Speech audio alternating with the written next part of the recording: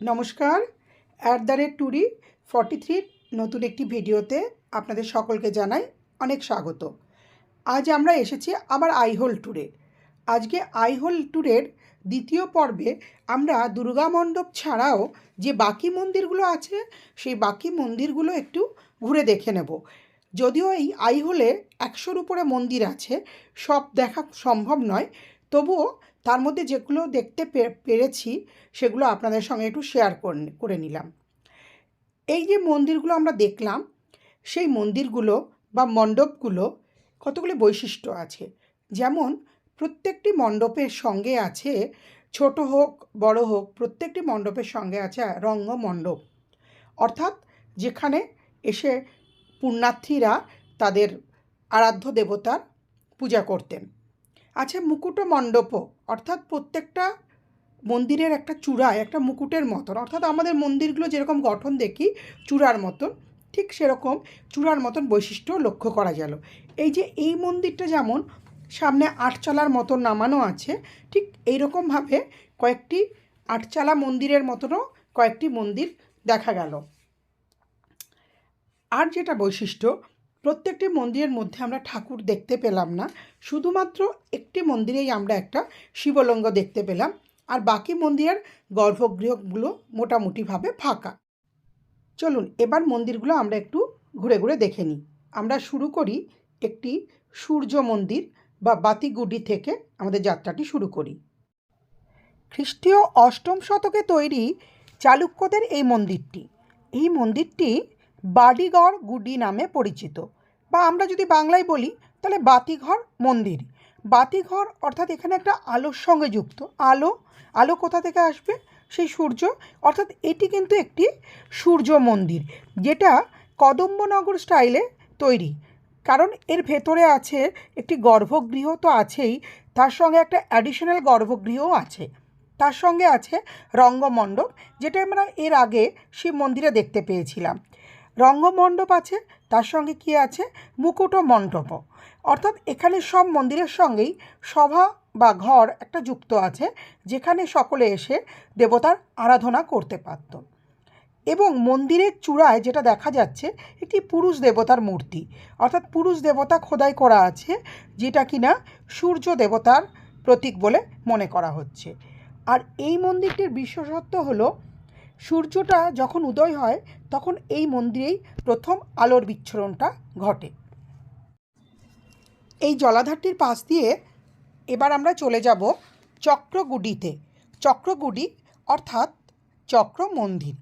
এখানে এসে যে জলাধারটা দেখা গেল, যদিও জলাধারটা ভীষণ অপরিষ্কার, তাও জানা গেল যে এই জলাধারটি সম্ভবত এখানে যে তীব্র জলসংকট দেখা দিত সে কারণে এই জলাধারটি করা হয়েছিল, এবং এর সংযোগস্থল একদম ভেতর দিয়ে কৃষ্ণা নদীর অবধি বিস্তৃত।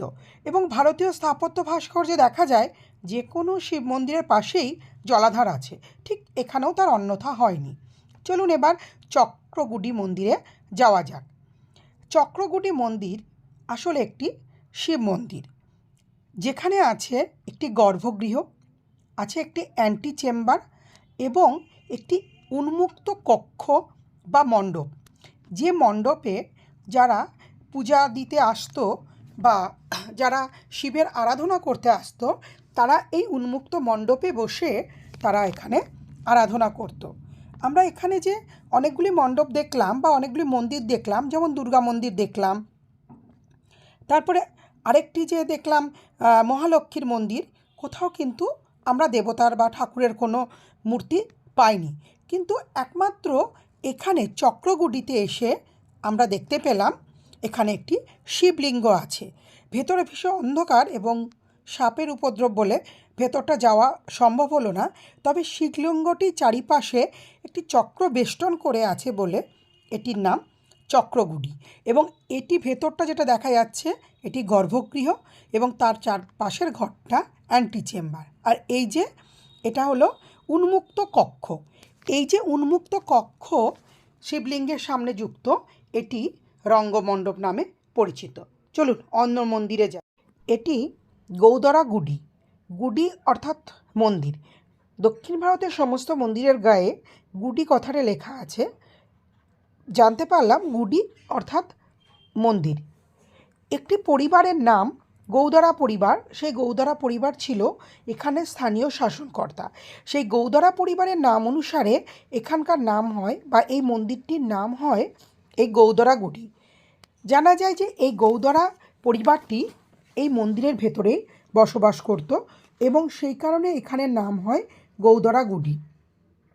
এই গৌদারা গুডি ছিল পঞ্চম শতকের চালুক্যদের ভাস্কর্য বা মন্দিরগুলির মধ্যে একটা গুরুত্বপূর্ণ মন্দির এবং কর্ণাটকের প্রাচীন মন্দিরগুলির মধ্যে এটি একটি অন্যতম মন্দির। এই গৌদারা গুডিটিকে যাই গুডি সেই পরিবারের নাম অনুসারে হোক বা যে কারণেই হোক, ভেতরের যে শিলালিপি পাওয়া গিয়েছিল সেটা থেকে জানা যায় যে এই শিলালিপিতে লেখা আছে এটার নাম দুর্গা ভগবতী দেবালয়, অর্থাৎ শিলালিপিতে দুর্গা ভগবতী দেবালয় বলেই উল্লেখ করা আছে। এবং অষ্টাদশ শতকে এই দুর্গা ভগবতী মন্দিরের জন্য 120 জন স্থানীয় শাসক গ্রামও দান করেছিল এবং দুর্গা ভগবতী মন্দিরের নামকরণ অনুসারেই এখানের যে শহরটি সেই শহরটির নামকরণ করা হয় ভগবতী কোলা বলে নামকরণ করা হয়। আর এই যে চিহ্নটা দেখছেন এটি চালুক্য রাজাদের নিদর্শন, অর্থাৎ এটাই প্রমাণ করে দেয় যে এই মন্দিরগুলি ছিল চালুক্য রাজাদের মন্দির। এছাড়া এই মন্দিরটি গজলক্ষ্মী মন্দির নামে পরিচিত। এই যে সিঁড়ির দুপাশে দেখা যাচ্ছে যে দুটি হাতির সুরের মতন, ঠিক এই রকম 4টি হাতির সুর এখানে করা আছে। গজ অর্থাৎ হাতি, সেই কারণেই গজলক্ষ্মী নামে পরিচিত। এই যে মন্দিরটি গৌদারা গুডি, এটি মোট 16টি পিলারের উপর দাঁড়িয়ে আছে। পঞ্চম শতকের যে মন্দিরগুলো সেই মন্দিরের ভাস্কর্য থেকে জানা যাচ্ছে যে এটি উত্তর ভারতীয় ও দক্ষিণ ভারতীয় শিল্পের সংমিশ্রণ। চলুন এবার যাওয়া যাক হাচ্চিমাল্লি টেম্পলের দিকে।